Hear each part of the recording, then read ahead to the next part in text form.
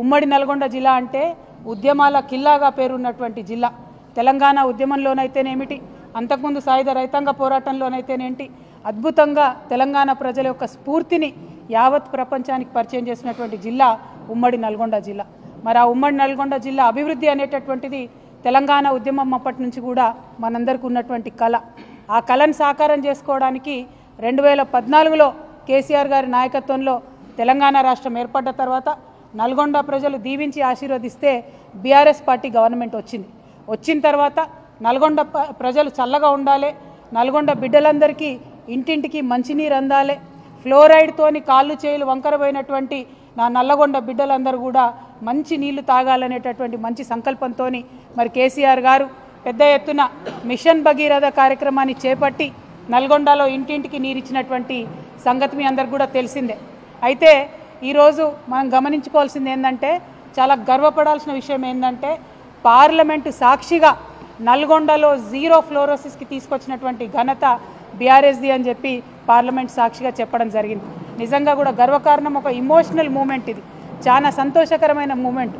ఎందుకంటే 60 ఏండ్లు గోసపడ్డ ఆనాటి ప్రధానమంత్రి మన్మోహన్ సింగ్ గారి టేబుల్ మీద తీసుకుపోయి నల్గొండ ఫ్లోరైడ్ బాధితుడైనటువంటి పిల్లగాన్ని పండబెట్టి ఇది సార్ మా దుస్థితి అని చెప్పుకొని గొల్లున ఏడిస్తే ఏనాడు కూడా కాంగ్రెస్ వాళ్ళు కరుణించి ఒక వాటర్ ప్లాంట్ పెట్టినటువంటి పాపాన పోలేదు. అటువంటిది 10 సంవత్సరాల కేసీఆర్ పాలనలో కంప్లీట్గా సంపూర్ణంగా ఫ్లోరైడ్ని నివారించడం అంటే నల్గొండలో తరతరాల బిడ్డల కోసం చేసినటువంటి పని ఇది అని నల్గొండ ప్రజలందరికీ కూడా సవినయంగా నేను విజ్ఞప్తి చేస్తూ ఉన్నాను. మరి వాళ్ళు అదే ఫ్లోరైడ్ ఉన్నటువంటి ప్రాంతం మూసీని ప్రక్షాళన చేసుకోవాలని చెప్పి ఇంకొక కళ మనకుండే. మరి నిజంగా మూసీ మురికెట్లయిందండి?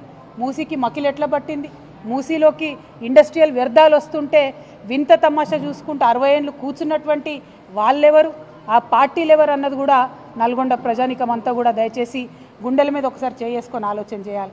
తెలంగాణ లేదప్పుడు, ఉమ్మడి ఆంధ్రప్రదేశ్ ఉన్నప్పుడు మనదేం నడవలే, మనదేం సాగలే, సెక్రటేరియట్లో మన వాళ్ళు ఎవరు లేరు.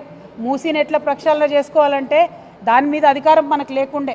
ఉద్యమం కోసం పిడికిలెత్తి పోరాటం చేసినన్ని రోజులు కూడా మనం అనుకున్నాం, ఏంది మూసీని మంచిగా చేసుకుంటాం, మూసీని గోదావరిని అనుసంధానం చేసుకుంటాం, మూసీలో గోదావరి నీళ్లు పంపు చేసి కంప్లీట్గా మూసీ పరివాహక ప్రాంతం అంతా కూడా బంగారు పంటలు పండేలాగా చేసుకుంటాం అనుకున్నాం. ఫ్లోరైడ్తోని భూమి కూడా మొత్తం సారం కోల్పోయింది. భూమిలో పండేటటువంటి పంటలు కూడా విషతుల్యమైనాయంటే కేసీఆర్ గారు కన్న కల, ఎంతోమంది తెలంగాణ వీరులు కన్న కల ఏంటంటే మూసీ నదిని ప్రక్షాళన చేసుకుంటామని అనుకున్నాం. మనం దానికోసం ప్రాజెక్టులు పెట్టుకున్నాం, దానికోసం ఒక 31 STPలు కట్టినాం. అంటే వచ్చే నీళ్లను శుద్ధి చేసేటటువంటి 31 కేంద్రాలను కేసీఆర్ గారి హయాంలోనే ట్రీట్మెంట్ ప్లాంట్ను నిర్మాణం చేయడం జరిగింది. ఆ తర్వాత మూసీని గోదావరిని కలపాలి. మూసీని గోదావరిని కలపడానికి మనకు కొండపోచమ్మ నుంచి అయితే దగ్గర అవుతుంది. దానికోసం ఒక 1600-1700 కోట్ల రూపాయలు అయితే సరిపోతుందని చెప్పి మనం ప్రాజెక్టులు పెట్టుకోవడం జరిగింది. అంటే మూసీలో 2 ఉన్నాయి అంశాలు, ఒకటి మూసీ ప్రక్షాళన, ఇంకొకటి మూసీ పునరుజ్జీవనం. ఈ 2 కూడా కేసీఆర్ గారి హయాంలో అత్యంత తక్కువ ఖర్చుతోని శాశ్వతంగా పరిష్కారం అయ్యేటటువంటి విధంగా మనం ఆల్రెడీ ప్రణాళికలు చేసి పెట్టినాం. అందులో 31 STPలు కూడా ఇలా పనిచేస్తున్న విషయం ఇప్పుడున్నటువంటి కాంగ్రెస్ పెద్దలకు కూడా తెలుసు. వాళ్ళ అధికారంలోకి వచ్చినాక ఏం చేసిండ్రు, కేసీఆర్ గారు పెట్టిన ఆ 3 STPలనే ఇప్పుడు మళ్ళీ వాళ్ళు ప్రారంభించి కొత్తగా ఏదో సాధించినట్టు జబ్బలు జరుచుకుంటున్నటువంటి పరిస్థితి మనకు కనబడతా ఉన్నది. ఇవాళ నల్గొండ జిల్లా ప్రజలకు, ఉమ్మడి నల్గొండ జిల్లా ప్రజలకు, అట్లానే తెలంగాణ ప్రజలకు నేను చెప్పేది ఏంటంటే, మూసీ ప్రక్షాళన కావచ్చు, మూసీ పునరుజ్జీవనం కావచ్చు, 2 కూడా కేసీఆర్ గారి మదిలోని ఆలోచనలే. దానికి ప్రణాళికలు కూడా సిద్ధమైనాయి. కానీ ఇవాళ కాంగ్రెస్ ఏంటిది, మూసీ అంటే దాన్ని ఒక ATM లాగా తయారు చేసుకోవాలి.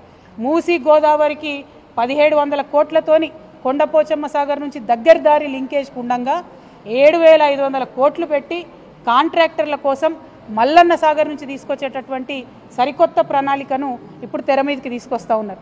మరి 7500 కోట్ల ప్రజాధనం దుర్వినియోగం చేయడానికైనా ఈ నల్గొండ జిల్లా బిడ్డ ఉత్తమ్ కుమార్ రెడ్డి గారు ఇరిగేషన్ మంత్రిగా ఉన్నారని చెప్పి నేను ఇవాళ ప్రశ్న వేస్తూ ఉన్నా. దీనికి ఉత్తమ్ కుమార్ రెడ్డి గారు సమాధానం చెప్పాలి. అంతకుముందున్న ప్రాజెక్టుల ప్రాబ్లం ఏంది, 1700 కోట్లతోని కొండపోచమ్మ సాగరు మూసి అనుసంధానం చేసేటటువంటి ఆస్కారం ఉన్నప్పుడు కొత్త ప్రాజెక్టు 7500 కోట్లతోని ప్రజాధనం దుర్వినియోగం చేయాల్సిన అవసరం ఏముందని మేము ప్రశ్నిస్తూ ఉన్నాం. అదేవిధంగా మరి మూసీ ప్రక్షాళన అంటే ఏంటిది, మూసీలో ఉన్న మురికి నీళ్ళు ప్రక్షాళన చేయాలి. కానీ కాంగ్రెస్ పార్టీ వారి దృష్టిలో మూసీ పరివాహక ప్రాంతంలో ఉన్న పేద ప్రజల ఇండ్లను ప్రక్షాళన చేసే కార్యక్రమం వాళ్ళు మొదలుపెట్టింది. ఆ పేద ప్రజల ఇంటి మీద పడి బుల్డోజర్లతో కొడుతున్నటువంటి పరిస్థితి. మరి ఆనాడే మేము ఆలోచన చేసినాం, మూసీ రివర్ డెవలప్మెంట్ కోసం ఒక బోర్డు పెట్టినాం. దానికి సుధీర్ రెడ్డి గారు చైర్మన్గా కూడా ఉన్నారు. నాకు తెలిసి 20,000 కోట్ల లోపలనే దానికోసం ప్రణాళికలు కూడా సిద్ధం చేసి మొత్తం కూడా ప్రక్షాళన చేయాలనుకున్నాం. కానీ ఇవాళ ముఖ్యమంత్రి గారు ఏమంటారు, ఒకసారి 50,000 కోట్లు అంటాడు, ఒకసారి 1,00,000 కోట్లు అంటాడు, ఒకసారి 1,50,000 కోట్లు అంటాడు. మరి ఎందుకోసం అన్ని కోట్లు? అందులో రియల్ ఎస్టేట్ ప్రాజెక్ట్ ఏందో, దానికి వరల్డ్ బ్యాంక్ నుంచి రుణాలు ఎందుకో ఇవాళ ఒక్కసారి నల్గొండ జిల్లా ప్రజలు దయచేసి ఆలోచన చేయాలి. మూసీ పేరుతోని మన రాష్ట్రాన్ని మళ్ళా ఏటీఎంగా మార్చి మూసీలో వచ్చినటువంటి మనీని ఢిల్లీకి పంపే ఆలోచన తప్పితే ఇంకోటి ముఖ్యమంత్రి గారికి లేదు. దీన్ని నల్గొండ జిల్లా ప్రజలు దయచేసి అర్థం చేసుకోవాలని కోరుతా ఉన్నాను. మూసీ పేరుతో ఇక్కడ వచ్చి ప్రారంభోత్సవం చేస్తామని చెప్పి అడ్డగోలు మాటలు ముఖ్యమంత్రి గారు మాట్లాడారు. వారు మాట్లాడిన మాటలు నల్గొండ జిల్లా ప్రజలందరూ కూడా విన్నారు. మరి వారి భాషలోనే వారికి ఖచ్చితంగా ఇవాళ మాటల పరంగా బీఆర్ఎస్ పార్టీ జవాబు చెప్తుంది. చెప్పకుండా ఏం ఊరుకోం. మీలాగా 2-3 రౌడీ ముక్కలు నేసుకొని ఆఫీసుల మీద దాడి చేసేటటువంటి దరిద్రపు సంస్కృతి మాది కాదు. మాది మాటలతోని, విఘ్నతతోని, సిన్సియారిటీతోని, ప్రజల దగ్గర పనిచేసే కమిట్మెంట్తోని ప్రజల మనసులు గెలుచుకునేటటువంటి పాలసీ ఫిలాసఫీ బీఆర్ఎస్ పార్టీది.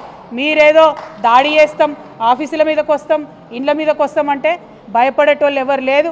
మాది 60 లక్షల సైన్యం ఉన్నటువంటి బీఆర్ఎస్ పార్టీ కుటుంబం మాది. మా 60 లక్షల మంది తలుసుకుంటే మీరు ఒక్క అడుగు కూడా తెలంగాణలో కదిలేటటువంటి పరిస్థితి ఉండదు. ఖబర్దార్ కాంగ్రెస్ నాయకులారా, మళ్ళొక్కసారి ఎక్కడ బీఆర్ఎస్ పార్టీ ఆఫీస్ వైపు కన్నెత్తి చూసినా కూడా బీఆర్ఎస్ పార్టీ సైనికులు ఎవరు కూడా ఊరుకోరని చెప్పి ఈ సందర్భంగా మీకు తెలియజేస్తా ఉన్నాను.